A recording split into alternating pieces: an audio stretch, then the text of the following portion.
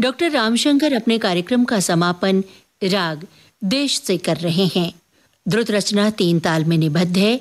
बोल हैं लंगर तोहे लाज न आई रे। This was vocal recital in Rag Nat Malhar. Dr. Ramshankar is concluding his tonight's program with Rag Desh. Drut composition is set in 3 tal. Wordings are Langar tohe laaj na aayi re.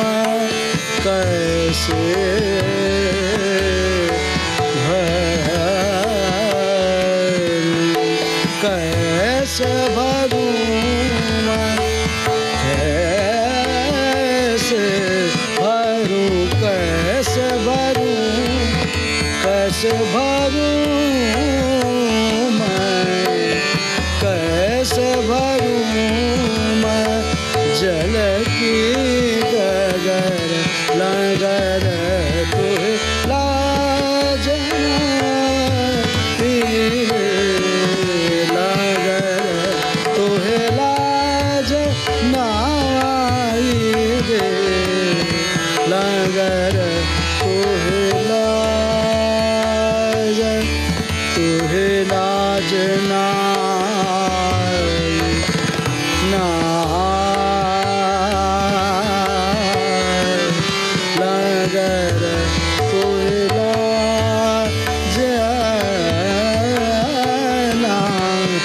नगर तोहे लाज नाई रे नगर तोहे लाज नाई आई रे नाई लाज नाई नाई रे नगर तोहे लाज नाई रे नगर तोहे लाज लाज नगर तोहे नाई रे कानन सुनीना आँखन देखी कानन सुनीना आँखन देखी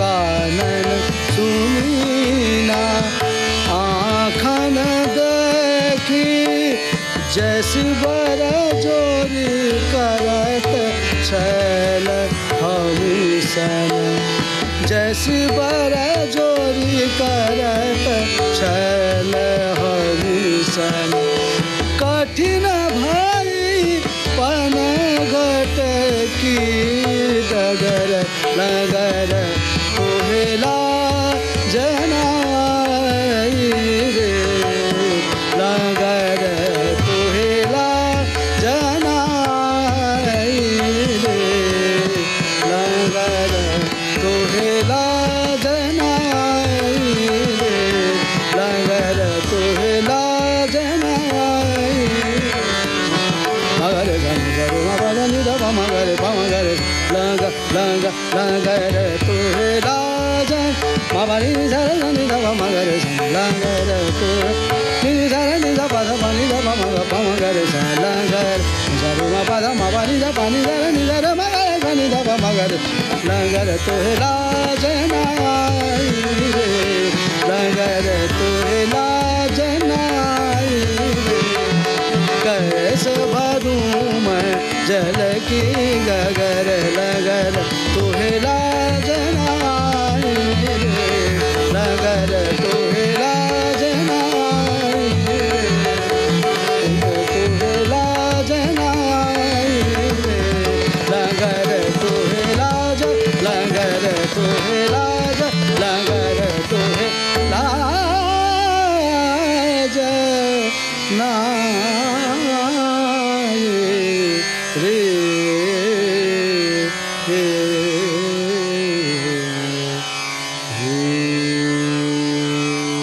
अभी आप डॉक्टर रामशंकर से राग देश सुन रहे थे। आपके साथ तबले पर संगत कर रहे थे कुबेर नाथ मिश्र और हारमोनियम पर श्यामा कुमार भारती।